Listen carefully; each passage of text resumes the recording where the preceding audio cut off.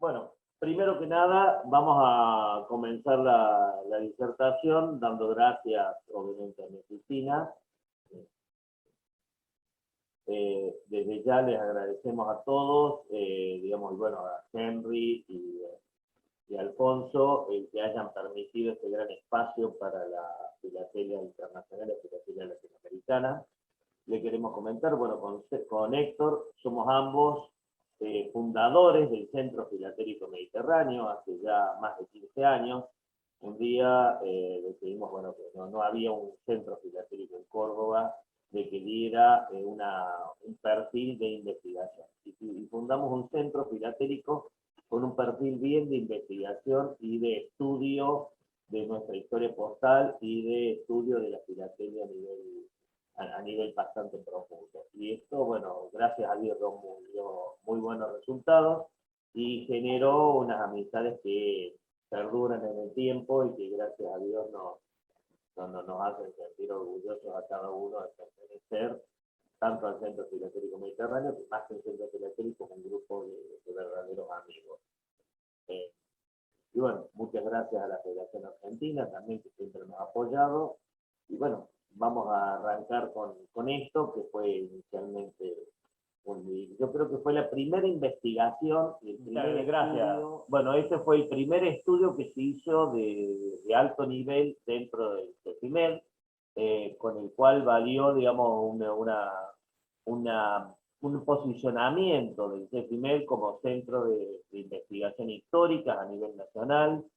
Valió también la presencia del CEPIMED en el Instituto Argentino, digamos, perdón, en la Academia Argentina de Historia, y bueno, en varios lugares, en varias publicaciones dentro de lo que es la parte histórica argentina. Esto comenzó a partir de una colección y de una investigación que inicialmente hice yo y que después Héctor la secundó. Las cosas que vamos a presentar es investigación histórica, inicialmente mía, después continuó siendo de ambos, y la colección, actualmente el que mantiene la colección de este tema es Héctor, que yo creo que tiene la mejor colección que existe en Argentina en el tema de mensajerías de la provincia de Córdoba.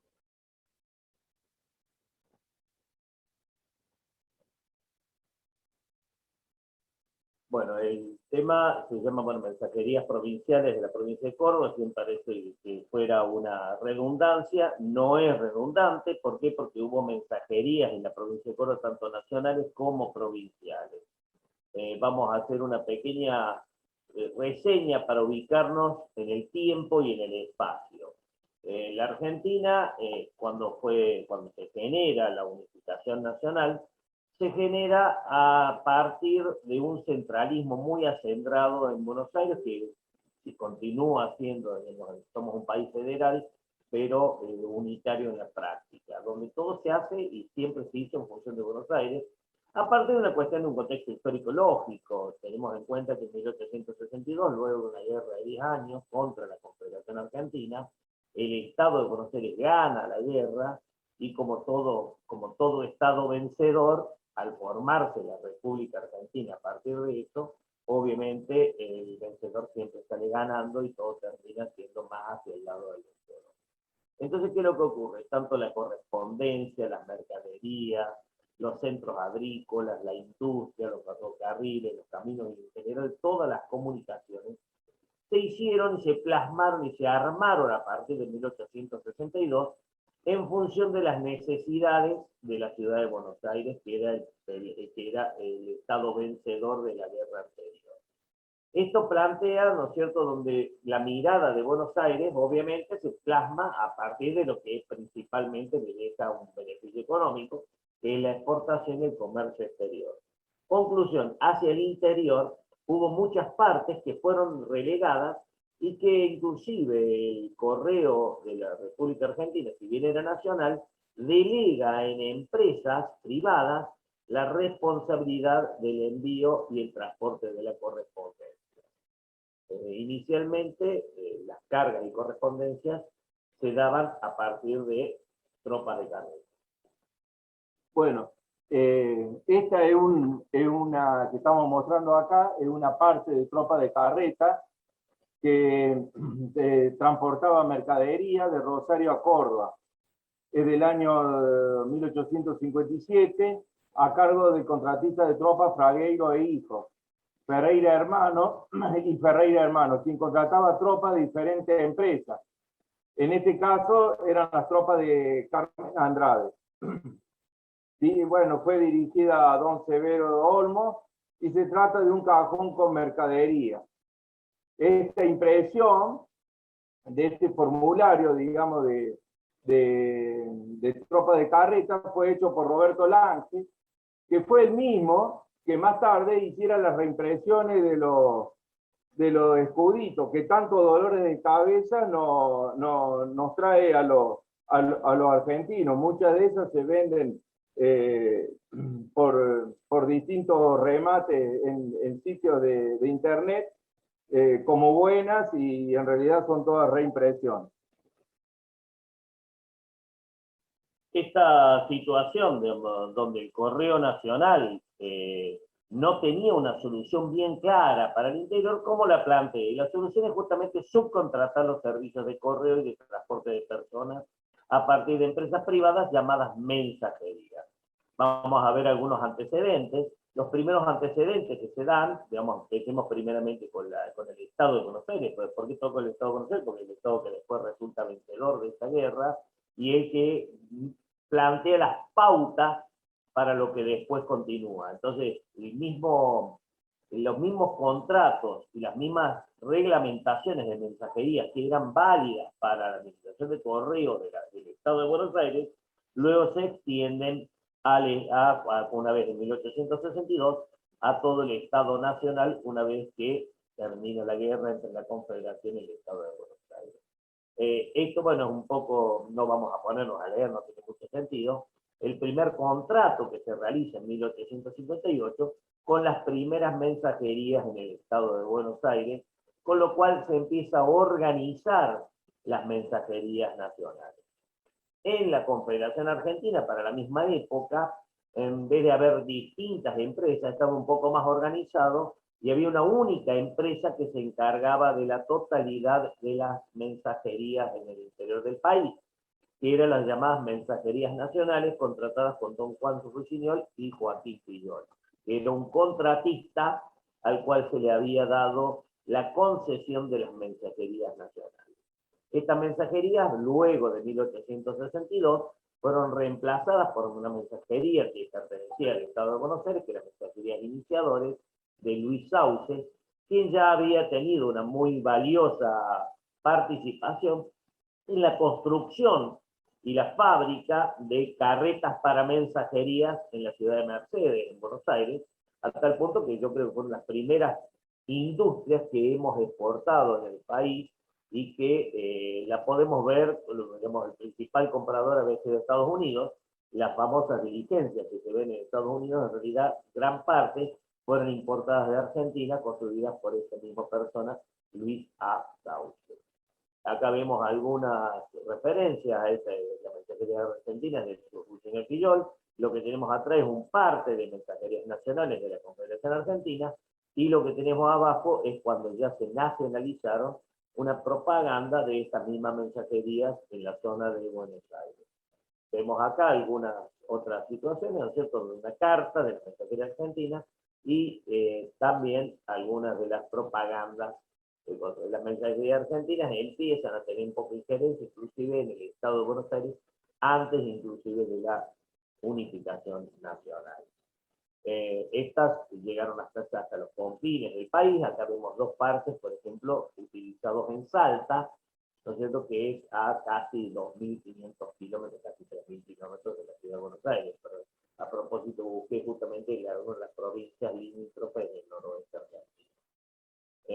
El reglamento que inicialmente fuera hecho en 1858 para las mensajerías del Estado de Buenos Aires se mantuvo, fue planteado tal cual, sin casi ningún tipo de cambio, para cuando se unifican todas las mensajerías a nivel nacional. Recordemos que las mensajerías que estaban en el Estado de Buenos Aires continúan funcionando, y a nivel nacional la mensajería de Rusiñol Fillol, posteriormente reemplazada por Timoteo Gordillo, son anulados ese contrato y entregados a lo que llamamos las mensajerías iniciadores de Luis Sauces, quien continúa con el mismo modelo de contrato, el mismo modelo de reglamento que vemos acá, que fuera confeccionado en 1858 por Administrador General de Correos del Estado de Buenos Aires, Gervasio Posada, que es quien continuó siéndolo del Estado argentino en 1862. Acá les mostramos un modelo como para que vean realmente cómo eran las mensajerías. Vemos el dibujo de un matasello clásico de la mensajería de Merlino, que uno lo ve con personas arriba y dice, ¿puede ser así el carro? Bueno, la respuesta más obvia la vemos abajo, donde no solamente podía ser, sino de hecho lo era. Muy bien. La posta continúa acá, Héctor. Bueno, acá vemos las primeras cartas circuladas, digamos, con los sellos de Córdoba, que por supuesto que estos eran sin matasellos.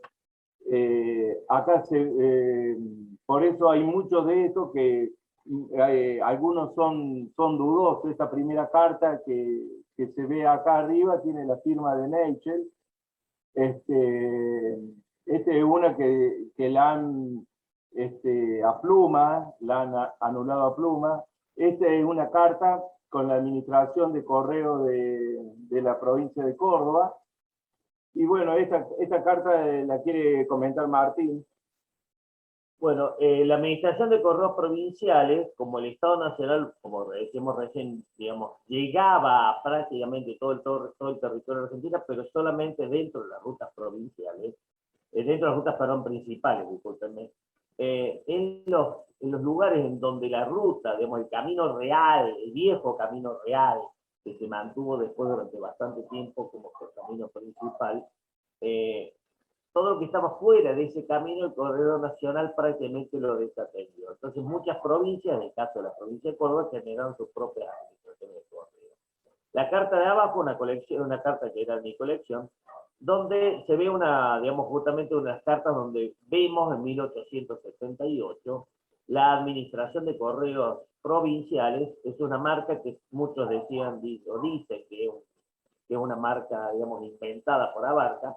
Esta es un poco la prueba de que esa marca no lo es. Esta es una carta que fue circulada por la Administración de Correos Provinciales, por eso tiene la marca de Administración de Correos Provinciales, como en realidad la mandaron por el Correo Nacional.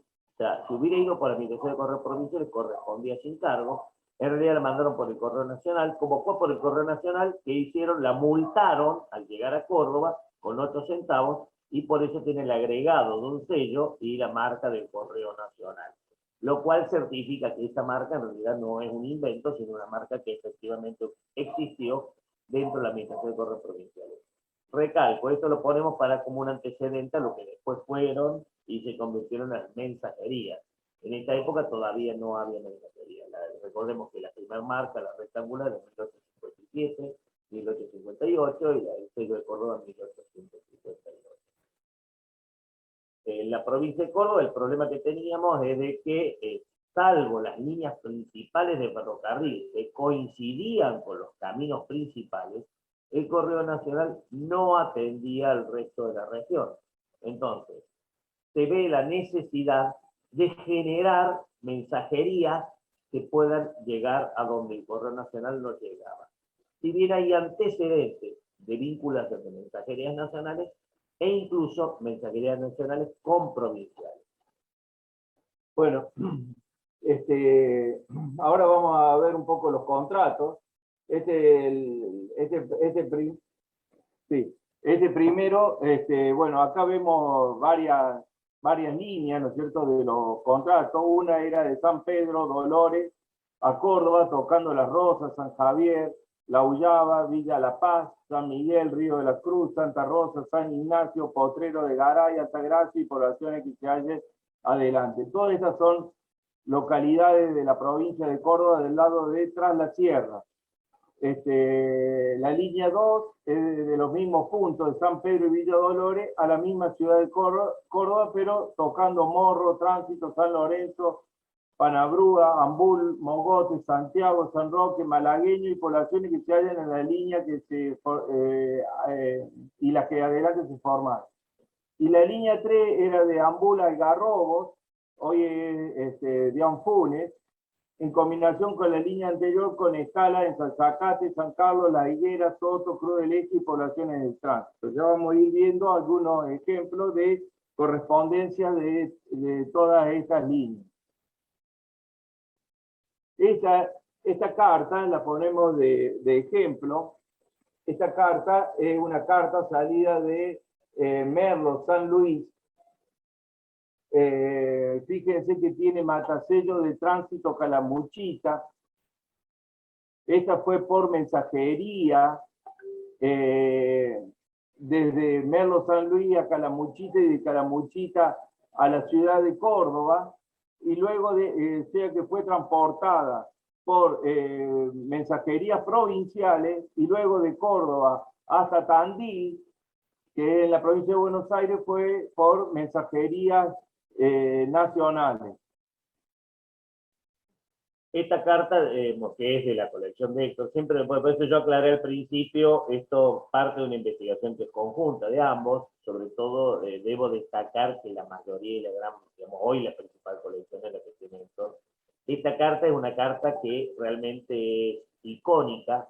¿Por qué? Porque vincula una mensajería nacional que va de Merlo hasta Calamuchita, con una mensajería provincial que va de Calamuchita hasta Córdoba, con el ferrocarril que une con Buenos Aires, con Rosario en realidad, por el 84 todavía no llegamos ni con Buenos Aires, y posteriormente para llegar a Tandil tuvo que tomar un buque de Rosario a Buenos Aires y de Buenos Aires hasta Tandil por el ferrocarril del sur. Unas vueltas y un recorrido que realmente es fantástico, pero lo más destacable, que yo creo que es la única pieza que vincula en el año 84, en las primeras épocas de existencia del correo provincial, las mensajerías nacionales con las mensajerías provinciales. Una verdadera carta icónica que, por suerte, Héctor apenas la vio, se dio cuenta y la sumó a su colección. En esto de las mensajerías nacionales hubo varias mensajerías nacionales, en principio, que vinculaban ciertas zonas que no llegaban el correo nacional, o sea, las mensajerías iniciadores, tal como la mensajería, por ejemplo, de recién, que es la mensajería de Gutiérrez, que vinculaba Merlo con Calamuchita, con la Cruz, y a partir de ahí Calamuchita, como esta otra que es de Cosquín, que es en el Valle de Punilla. No sé si quieres comentar un poquito de la pieza, Héctor. Sí, bueno, esta es un certificado de que fueron trasladadas correspondencia de Córdoba a Cosquín. Acá fíjense que sale, acá dice que sale los días martes y los lunes, regresando a Cosquín los lunes y los viernes. Este es del año 1888. Vale destacar que el ferrocarril todavía no llegaba en esa época a Cosquín. Lo que hoy el tren de la Sierra, el ferrocarril Córdoba-Noroeste, del cual Héctor también tiene una muy linda colección, llega recién a Cosquín en 1891, por lo cual este certificado presenta un interés muy particular y muy importante dentro de las historias de la mensajería de Córdoba.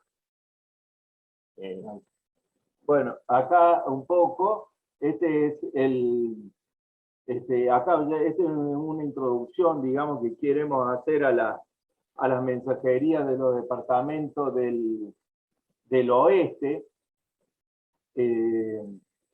Cuando el ferrocarril argentino del norte llega a Villa de Soto en marzo de 1890, el gobierno de Córdoba empezó a mejorar, empezó a pensar cómo mejorar la demora de la correspondencia en todo el oeste cordobés.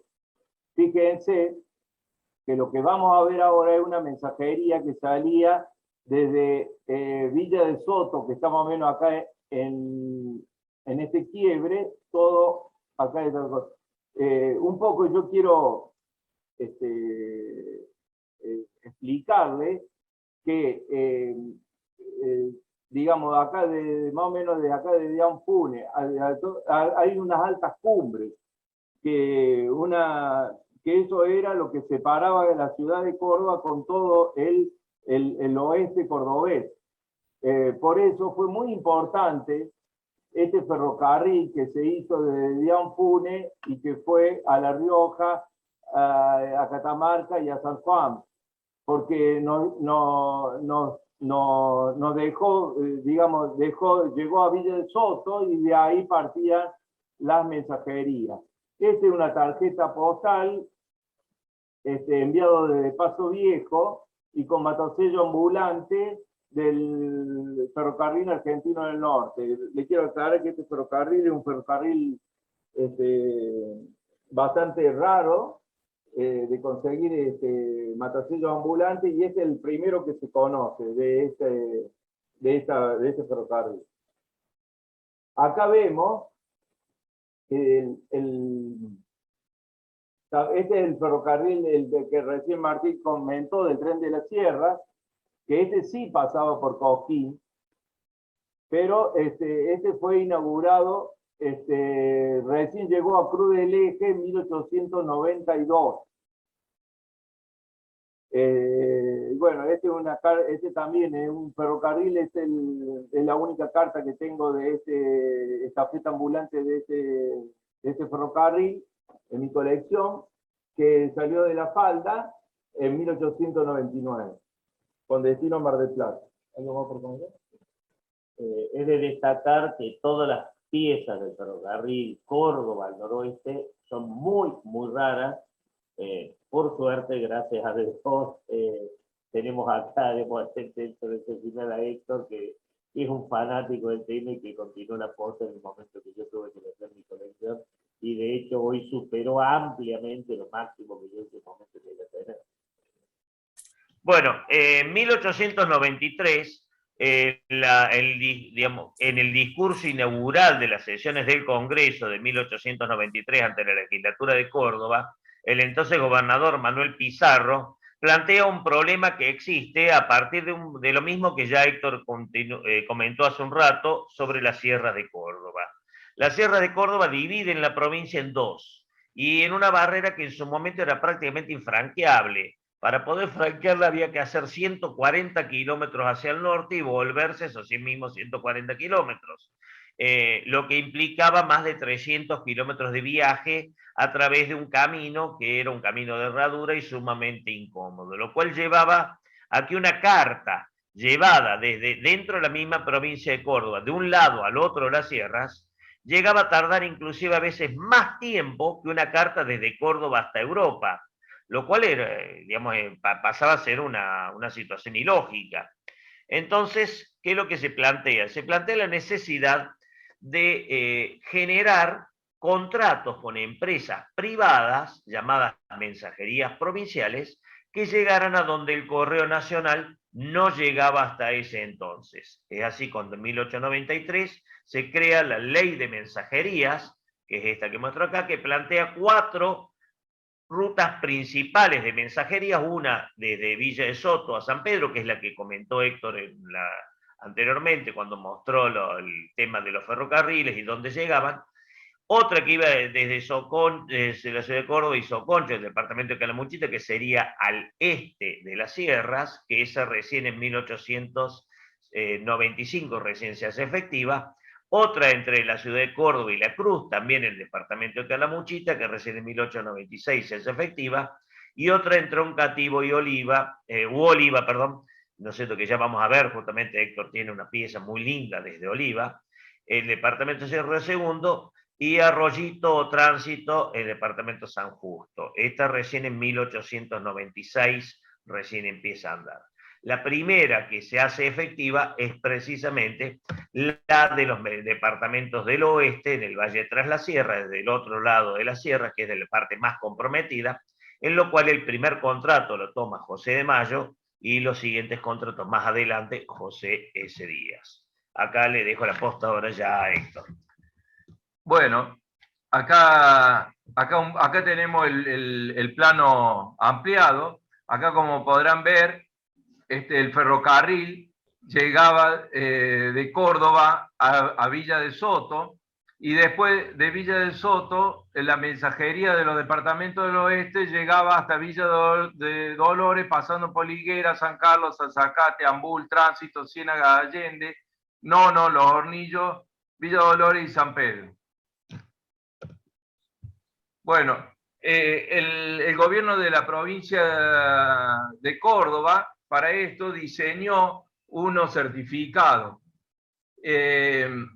Cuando nosotros empezamos a estudiar este tema con Martín, empezamos a ver que los certificados tenían distintos encabezamientos.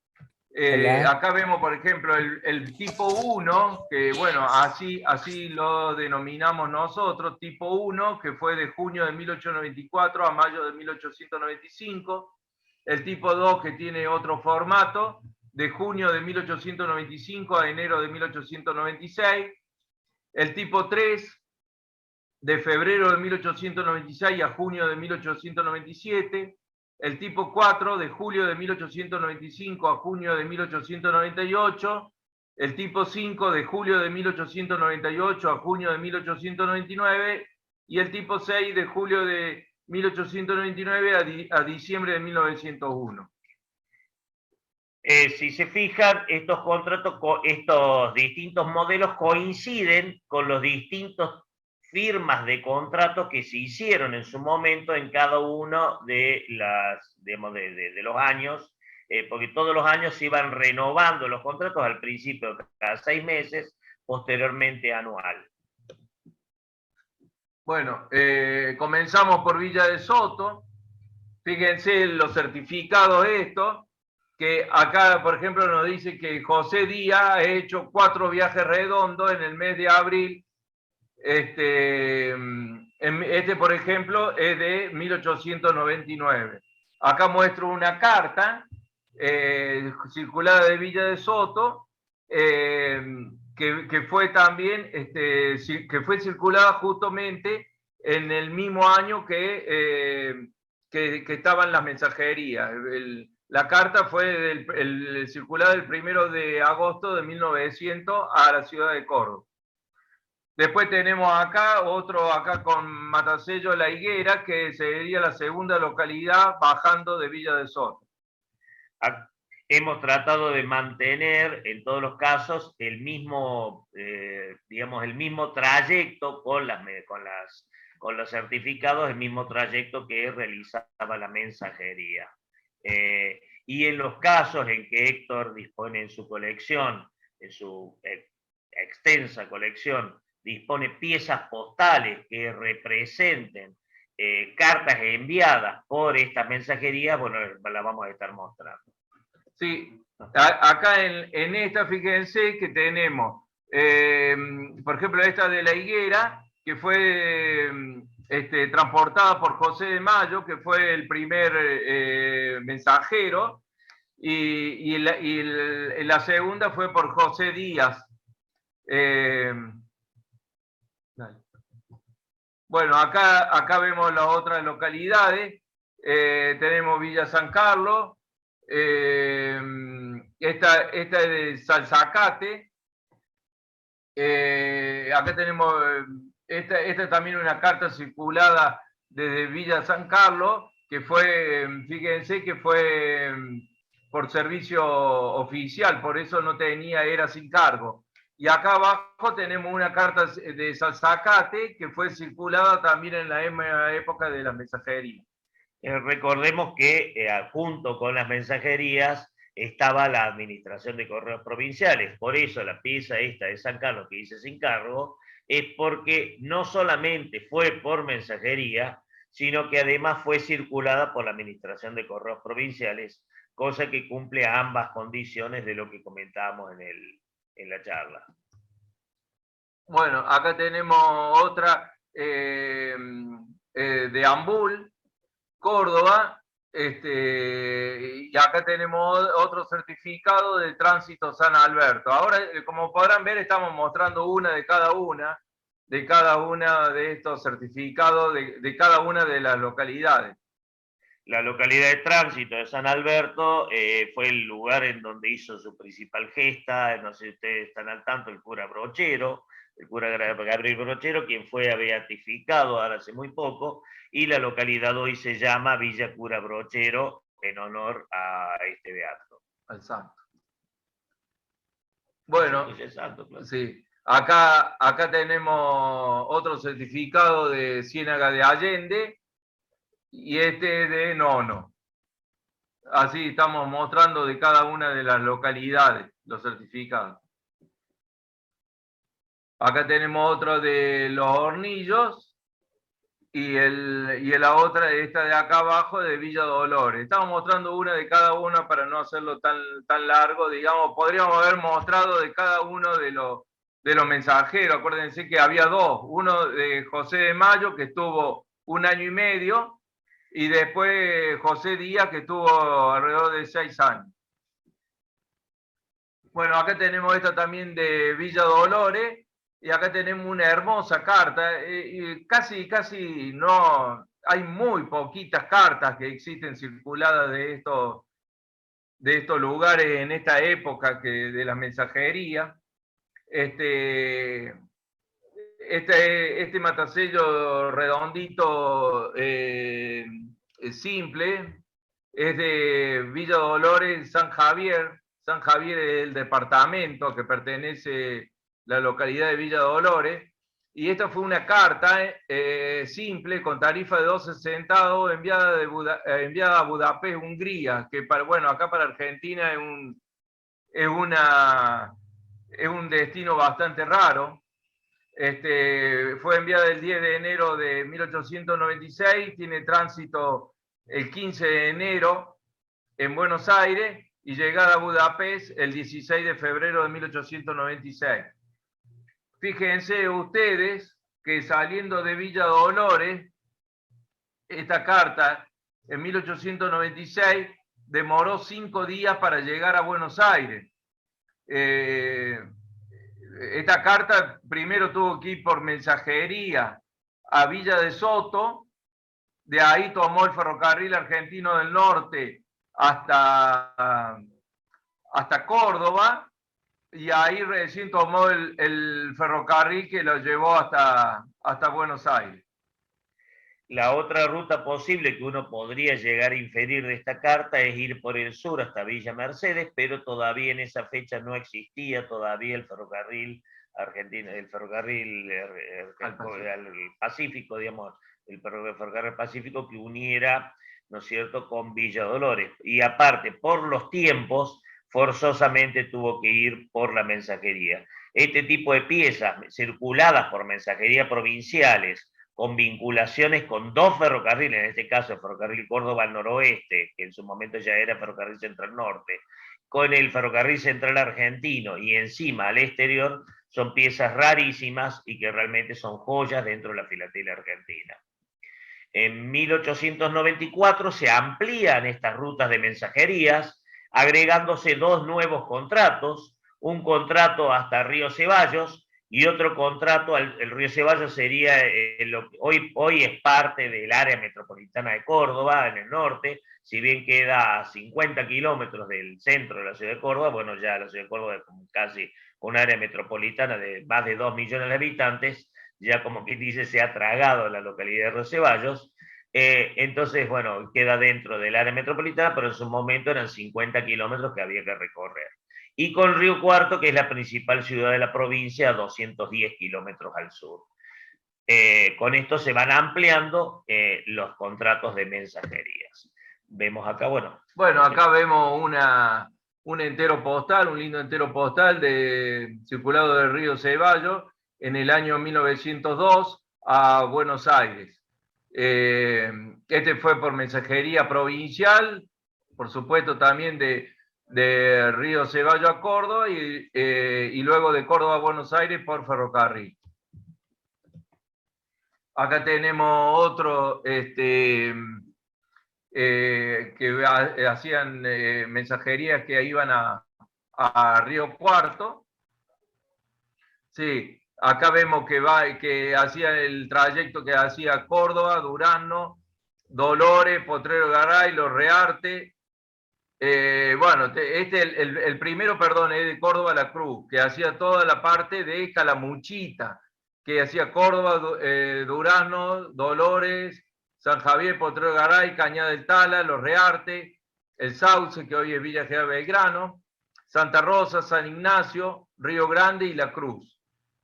Y el otro certificado es de Santa Rosa, que hacía, que bueno, también una localidad que estaba en el trayecto digamos, de Córdoba a La Cruz. Hacia el sur de Córdoba había dos rutas principales, una que era la ruta del Alto, que se denominaba, que es la que iba bordeando la falda de las sierras por el lado del este, que es llegando hasta La Cruz, que es esta, y la otra que se llamaba el Camino del Bajo, que es la que continuaba por zona de llanura rumbeando hacia Río Cuarto. Ambas iban hacia Río Cuarto, con la diferencia, bueno, que esta cortaba un poco antes en La Cruz, unos 70 kilómetros antes de llegar a Río Cuarto. ¿Por qué cortaba en La Cruz? Porque como vimos en la primera carta, en la introducción, empalmaba con las mensajerías que venían desde Merlo, San Luis, para vincular a partir de acá con la ciudad de Córdoba. Esta es la mensajería que justamente empalmó con la primera carta que nombró Héctor, viniendo desde Merlo por mensajerías nacionales, de San Luis por mensajerías nacionales, en La Cruz empalmaba con esta mensajería, llegaba a Córdoba y continuaba por ferrocarril hacia Buenos Aires.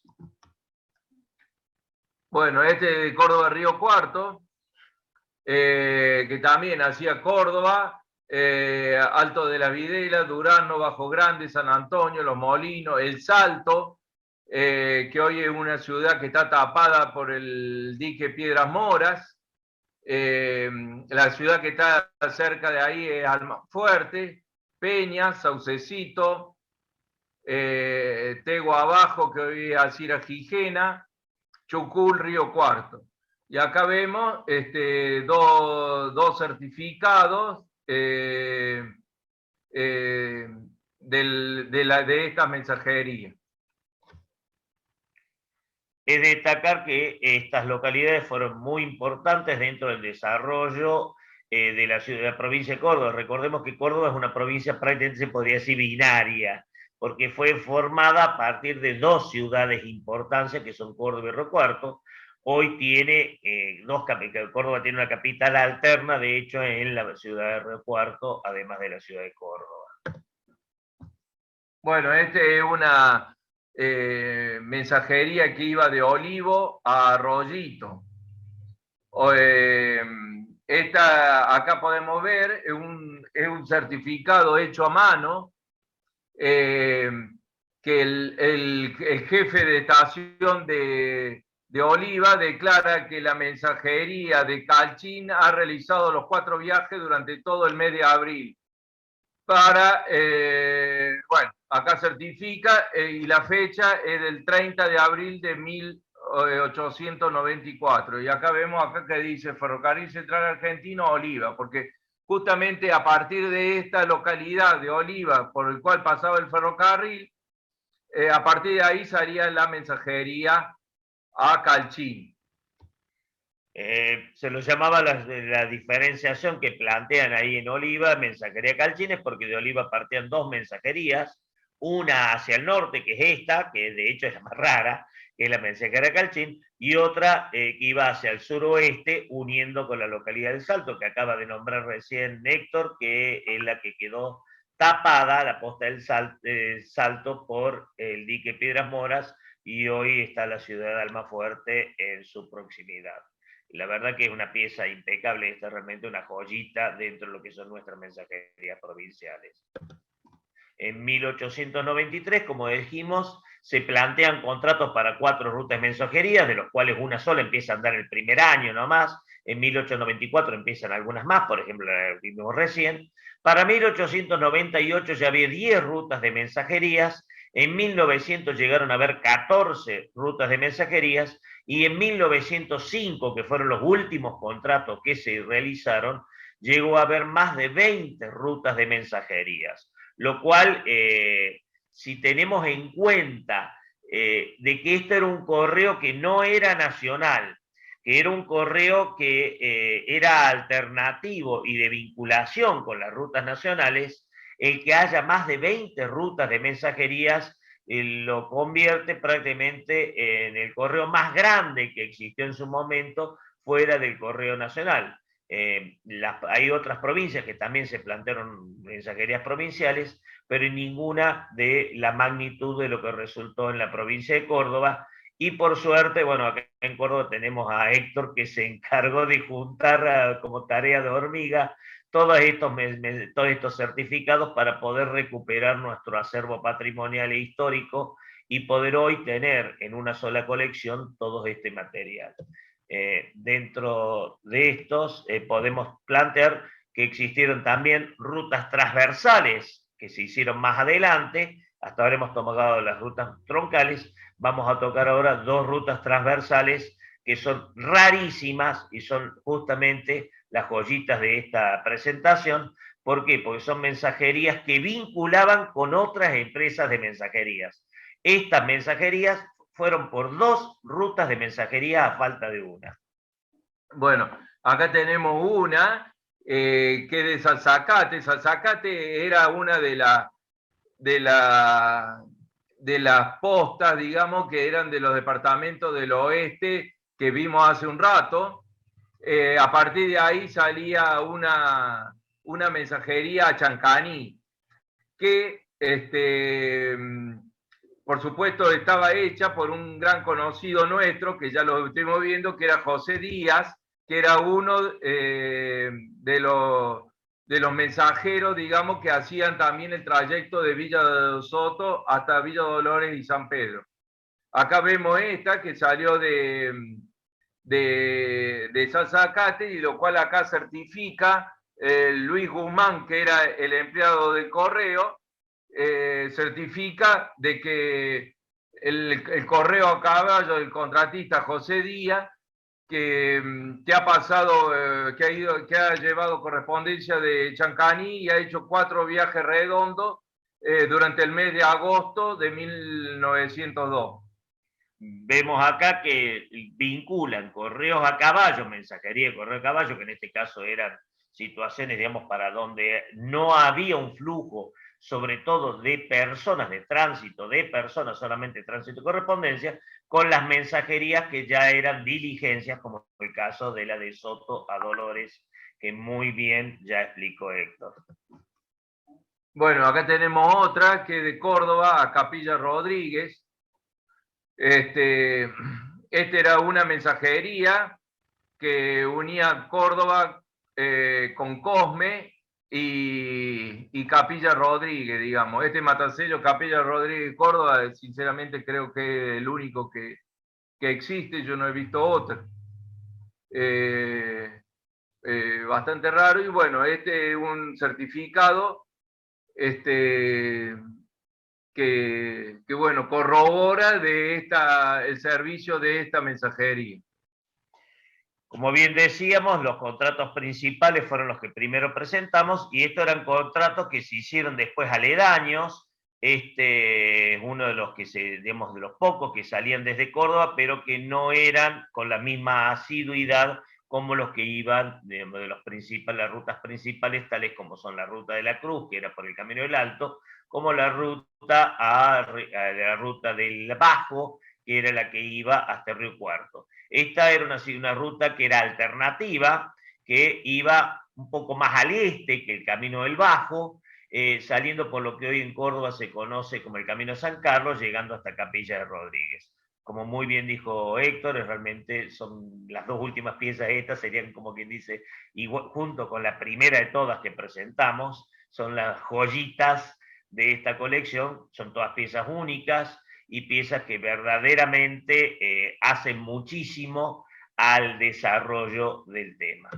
Bien, con esto creo que presentamos más o menos el concepto de cómo que una provincia central de la República Argentina pudo solucionar el problema de un correo nacional que, como fue estructurado a partir de rutas troncales y en función de una necesidad de un gobierno que tenía una mirada más hacia el exterior que hacia el interior, desatendió en gran parte sobre ciertas zonas de la provincia y cómo esta provincia lo solucionó a partir de la creación de mensajerías provinciales que recorrían todos y cada uno de los puntos de su superficie. No sé si quieres agregar alguna cosita más para final. No, bueno, esto fue todo y bueno, de ya yo quiero agradecer a mi oficina por esta oportunidad que nos dieron de hacer conocer un poco más la historia postal de la provincia de Córdoba y bueno, agradecerle como siempre a Henry y a Alfonso Molina. Y como siempre, digamos, digo yo en mis presentaciones, en todo esto siempre hay más, hay mucho más, el único límite es la imaginación. Acá juntamos el hambre con la gana de comer, como decimos. Tanto Héctor como yo somos fanáticos mal de nuestra historia postal. Tuvimos la suerte de encontrarnos en la misma ciudad, la verdad que es un amigo entrañable, y por suerte tenemos gustos muy parecidos. Entonces, lo que uno no puede hacer, lo hace el otro y siempre nos hemos complementado. Y como siempre, como complemento a esto, de pronto nos encontramos con que los dos somos escritores, los dos hemos editado libros y esto nos lleva a lo que yo siempre digo, que escriban. Recordemos que acá en mi oficina es hoy por hoy uno de los grupos de estudio y de presentaciones más importantes que hay en Latinoamérica. Es importante que no nos llevemos este conocimiento a la tumba el día que nos vayamos, sino que quede dentro del conocimiento de todas las generaciones futuras. Compren libros, recuerden que los libros, los escritores, lo hacemos con mucho esfuerzo, con finalidad de poder compartir los conocimientos. El libro permite poder saber y poder aumentar el valor, tanto en conocimiento como en todo sentido, las piezas que tenemos. Sería importante que alentemos a nuestros escritores que sigan escribiendo. Bueno, acá como siempre hago, presento los libros míos. Estos son los libros del Ferrocarril Oeste mío. Este es el libro del Ferrocarril Oeste de Héctor. Gracias a Dios, un libro fantástico, verdaderamente muy bueno, hecho por Héctor Dilala, Omar Pérez y Andrés Elister, 3 conocedores exiguos del tema que la verdad recomiendo que tengan los libros, tengan este libro que se ha hecho hace poquito. Aquellos que ya tengan los míos, no crean que con eso se alcanza. Este libro aporta muchísimo más al tema. Muchas gracias. Y después, bueno, tenemos todos los otros libros míos. Bueno, yo ya he escrito más de 10 libros a esta altura, los vamos a pasar rápido, como para que nos vayan conociendo. Y bueno, muchísimas gracias. De corazón les agradecemos a todos esta audiencia. Y para mí ha sido un placer muy especial el poder dar junto con un amigo entrañable como es Héctor, una charla en equipo, de un tema que los cuales los dos nos hemos convertido en expertos con el tiempo. Muchas gracias a ambos, Héctor, Martín. Bueno, muchas gracias. Y de ahí pasamos a las preguntas. Me imagino que habrán algunas por allí.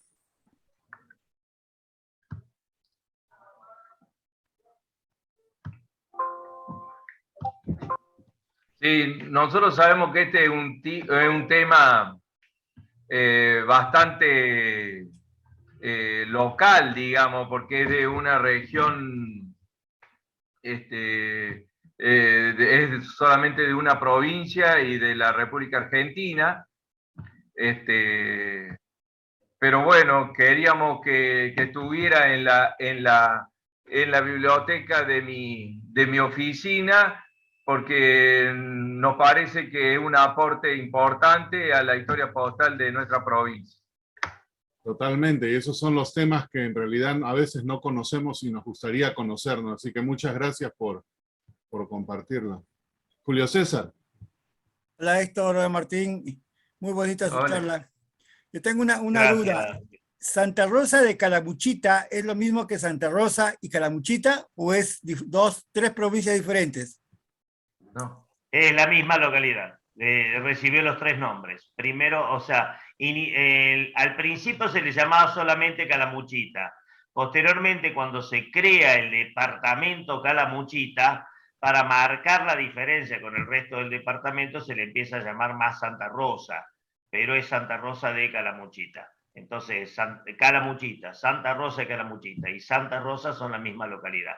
Sobre todo porque hay 3 Santas Rosas en Córdoba. Está Santa Rosa de Río Primero, Santa Rosa de Calamuchita y después, bueno, Santa Rosa de Monsalvo, que ese es menos conocido. Hay Santa Rosa con Lara también está, creo, ¿no? Sí.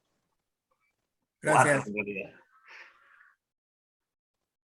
En Argentina hay varias localidades llamadas Santa Rosa. Sí, no, nombré las de Córdoba nada más, obviamente a nivel No, digo para la gente de otro país. En la vecina San Luis hay 4. Sí, yo encontré 47 localidades en Santa Rosa en Argentina. Sí, puede ser. Sí. Bueno, yo tengo también otra carta que es Santa Rosa de Río Primero y van van y le ponen Río Primero, que es otro departamento dentro de la provincia de Córdoba, y justamente le ponen Río Primero para diferenciarla de esta otra. En Río Primero se dio el problema que tenía la localidad de Río Primero y la localidad de Santa Rosa. Entonces ahí la localidad de Santa Rosa de Río Primero forzosamente tenía que decir Santa Rosa de Río Primero. Valga la acotación, es una pieza que nos olvidamos, honestamente, nos comimos de poner acá en la charla, que Héctor también tiene una pieza de Santa Rosa de Río Primero en la época de las mensajerías, y había una mensajería que iba para aquel lado. Sino que honestamente fui yo el que preparé el PowerPoint y la verdad me lo comí. Bueno, si no es mucha molestia, me gustaría contar con esas piezas. Estoy haciendo un estudio sobre Santa Rosa. Si me las pueden enviar, les agradecería mucho. Pero por supuesto. Pero ningún problema, mandanos la cartita esa de San Martín y te la cambiamos por fuera. Cambio, no hay problema. Cambiamos. Una curiosidad, igual que habían estas mensajerías provinciales en Córdoba, había también mensajerías provinciales en las provincias del oeste. En realidad hubo mensajerías provinciales, particularmente las que yo tengo identificadas con mis estudios, que cuando logre terminar los libros de mensajería, estoy haciendo toda una especie, casi una enciclopedia de mensajería, van a ser varios tomos, de las mensajerías argentinas. Hubo mensajerías provinciales en la provincia de Córdoba, en la provincia de Salta, en la provincia de Entre Ríos, en Corrientes, en Buenos Aires, en Santa Fe, y digamos tengo también de Santiago del Estero y Tucumán, pero en ese caso digamos las mensajerías provinciales eran pagadas por el gobierno nacional, o sea, eran contratos provinciales pero pagos por el gobierno nacional, que no sé cómo entraría, digamos, la calificación, pero hubo varias, o sea, no fue el único caso Córdoba. Córdoba, la característica que tiene, que tal vez es donde más cantidad de postas se hicieron y donde más cantidad de rutas de mensajerías y más empresas y más contratos se hicieron. En las demás eran 1 o 2 contratos a lo sumo. En Córdoba hubo más de 20 contratos y 20 rutas de mensajerías de este tipo. Creo que con tu comentario contestaste mi otra pregunta, pero lo voy a hacer de todas maneras. Digamos, una población pequeña que no era servida por la mensajería nacional o el correo nacional, sino era la mensajería provincial de Córdoba, que necesitaba enviar una carta a otra población remota en Salta. ¿Cómo se calculaba el porteo? Porque me imagino que la mensajería provincial tenía que mandarlo hasta la federal o la nacional para que la lleve hasta la conexión a la otra provincia que lo iba a redistribuir. No sé si cartas de ese tipo existan, pero me imagino que son rarísimas. ¿Y cómo se calculaba el porte? El único caso que conozco de eso, el único caso es la pieza con que abrimos el tema de las mensajerías provinciales, que es la carta que te mostramos, de que iba de Merlo por mensajerías de San Luis a Córdoba y por mensajerías provinciales de Córdoba, digamos, desde Calamuchita hasta Córdoba y después por el ferrocarril. Son rarísimas esas piezas, honestamente, entre otras provincias no había. Ahora, la tarifa no era problema, ¿por qué? Porque no se cobraba una tarifa adicional por la mensajería provincial. las mensajerías provinciales eran subvencionadas 100% para vincular con las mensajerías nacionales. Okay. La tarifa que se pagaba era solamente la tarifa nacional. Entonces no habría un sobreporteo de ninguna manera. Lo único que había de diferencia con esta mensajería era cuando la persona viajaba, que en ese caso vos pagabas tu pasaje por cada uno de los tramos. Pero a nivel de porteo de cartas no había una sobrecarga, no había una sobretasa, y el tramo de mensajerías provinciales, como quien dice, era gratuito, porque ya estaba pagado por la mensajería nacional. En realidad no estaba pagado, pero la provincia, Sí. cada provincia, lo subvencionaba por una cuestión de necesidad de vinculación de sus pueblos con el resto del país y el resto del mundo. ¿Y esa subvención era a costo fijo o había algún cálculo del volumen? Porque no una mensajería era igual a la otra en relación a la cantidad de correo que manejaba. Era costo fijo. Recordemos una cosa, las estafetas de correo eran nacionales. O sea, por ejemplo, la estafeta de correos de Merlo, por ejemplo la carta esa que iba de Merlo a Calamuchita, de Calamuchita a Córdoba y de Córdoba a Buenos Aires, en Merlo había una estafeta de correos del Correo Nacional. Recibía la correspondencia, como tenía que venir a Córdoba, la mandaba con la mensajería provincial, que hacía 4 viajes redondos por mes. Viajes redondos sería ida y vuelta. Entonces la mandaba con el carro de las mensajerías dentro de su saca. Esta la entregaba en la estafeta de correos de Calamuchita, que también era nacional. O sea, la estafeta era nacional, la mensajería era provincial. Entonces, digamos, el receptor y el emisor de la correspondencia siempre era el Correo Nacional. El transportista de la correspondencia era la mensajería provincial. Entonces, no había problema, solamente era un problema de cambio de medio de transporte, lo mismo que pasaba con el ferrocarril. Había un convenio de que la mensajería tenía obligación de llevar de manera gratuita toda la correspondencia que se le entregaba en saca cerrada con rumbo a su destino al final del recorrido. No sé si quieres agregar alguna cosita más. No, nada, no, que también una carta que también que no, es la carta esa que mostramos que iba de Villa Dolores a Hungría, que también tenía el porte exacto de 12 centavos, que era para cualquier carta enviada al exterior, y que fue por mensajería provincial hasta Villa del Soto, y después ya tomó el ferrocarril y ya fue por correo nacional, y bueno, y la tarifa fue o sea, no hubo ninguna extra. Claro. Este caso, por ejemplo, en ese caso que dice Héctor, tomó, por ejemplo, una mensajería provincial hasta Soto. En Soto tomó un ferrocarril, que era el ferrocarril Central Norte hasta Cruz del Eje. En Cruz del Eje tomó otro ferrocarril, que es el ferrocarril Córdoba Noroeste, que lo llegaba hasta Córdoba. Y en Córdoba tomó otro ferrocarril, que era el ferrocarril Central Argentino, que lo llevó a Buenos Aires. Todos esos trayectos no implicaban un sobrecosto, ya estaban incluidos dentro de la tarifa básica, porque había convenios del correo con estas empresas transportistas que transportaban el correo de manera gratuita hacia el correo. O sea, no dependía del volumen. El contrato decía que ellos tenían obligación de transportar gratuitamente toda la correspondencia que las estafetas de correo nacional le dieran para transportar. No sé si queda... Clarísimo, clarísimo. Se subvencionaba ahí, gracias. Raúl. Sí, creo que la razón por la que Córdoba tuvo tantas mensajerías es que en la provincia de Córdoba había muchos pueblitos y aldeas de la época colonial, cosa que en la mayoría de las otras provincias no había tantos.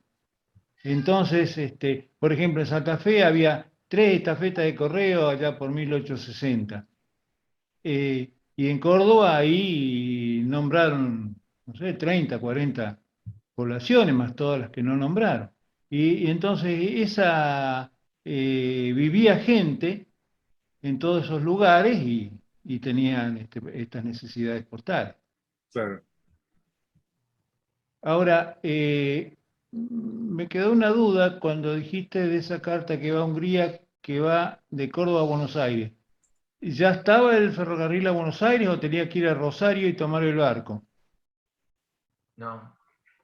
No, para esa época ya era estaba. en 1896, ya estaba el ferrocarril a Buenos Aires. La que dijimos que iba hasta Rosario, fue solamente hasta Rosario, es la anterior, que era de 1884, que esa dijimos que iba solamente hasta Rosario, y en Rosario tomó el vapor. Esa fue la que sí nombramos el vapor.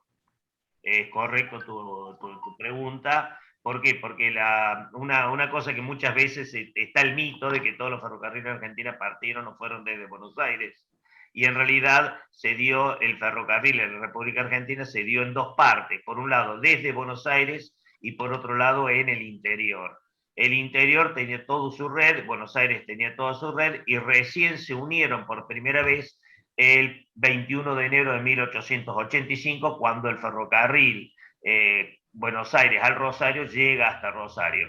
Hasta esa fecha no existía, perdón, en 1888, perdón, no 1885. Hasta esa fecha no existía vinculación ferroviaria entre el interior de Buenos Aires.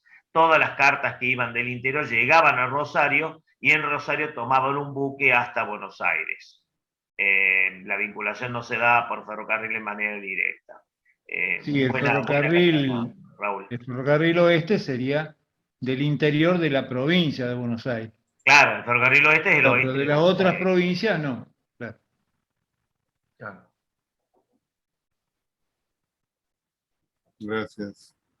Recordemos que Argentina es un país que tiene casi 3 millones de kilómetros cuadrados, es muy, muy grande, es casi inconcebible para quienes están en un país chico. Bueno, quienes están en Estados Unidos, bueno, lo comprenden, han tenido problemas similares. Las distintas regiones han tenido desarrollos que han tenido que darse en forma independiente por una cuestión de su propio tamaño. En Estados Unidos ha pasado más o menos parecido, eso. Tanto, bueno, vos, Henry, que estás allá, eso lo conoces al tema. Así es. Cada estado es como un país diferente. ¿Otras preguntas o comentarios por ahí para Héctor y Martín?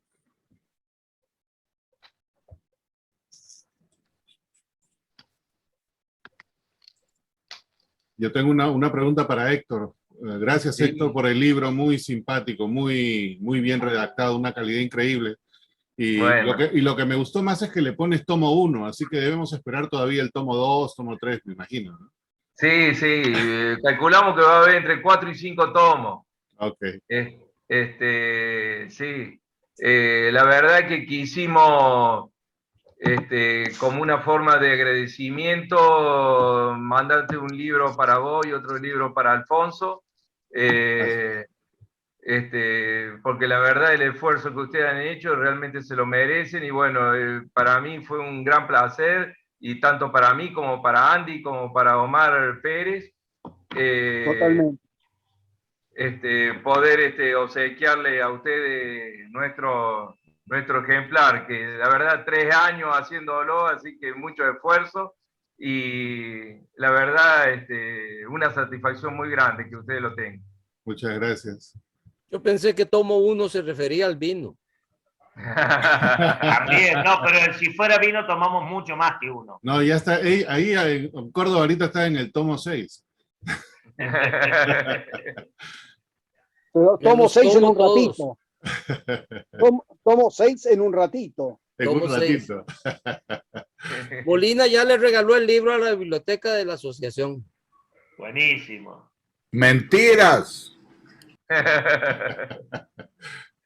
Bueno, es cuestión de vincularlos a eso. La verdad que para mí fue un placer encontrar una sorpresa, encontrarme con ese libro, bueno, partiendo de que yo había escrito sobre el mismo tema. Muchas veces la pregunta era obligada de qué podía plantear nuevo, o si hubiera sido tal vez una copia. Y me encontré con el grandísimo placer que realmente es completamente diferente, aporta muchísimo, no es más de lo mismo, al contrario, vale la pena tenerlo. Yo ya lo incorporé en mi biblioteca también. Yo creo que es muy útil tener tanto los libros míos como el libro que han sacado, el primer tomo que han sacado Andrés y Héctor y Omar. La verdad que son amplios conocedores del tema, y bueno, indudablemente sacaron una obra de primerísima calidad y muy, muy buen contenido. la verdad que me saco el sombrero y lo felicito, digamos, realmente. Digamos, a partir de alguien que ya escribió del tema, la verdad que no tengo palabras más que de elogio realmente por la calidad de la obra que hicieron. Verdaderamente lo felicito de corazón. Gracias, Martín. Muchas gracias. Bueno, no veo más manos en alto o comentarios por ahí. Así que... Raúl Galupo está levantando la mano. Sí, adelante, Raúl. Sí. No, al comenzar la charla, Jorge Moscatelli habló de que estos dos eran guitarreros. Entonces, la diferencia entre guitarrista y guitarrero es que el guitarrista da un concierto, ¿no? Y los guitarreros ya no van grupos populares, o sea, lo que acá se le llama peñas, o sea, encuentros entre amigos o entre buenos tomadores de vino, y en fin. Entonces, de Fernet en este caso, por cordobeses. Sí, pero por favor. Fernet, ¿cómo va a tomar Fernet habiendo tanto vino? Por favor. El nombre estaba bien puesto entonces. Bueno, con eso entonces, muchísimas gracias, Héctor, Martín. Nuevamente se les agradece la presentación. Muchas gracias a ustedes. Gracias. Y el día de mañana.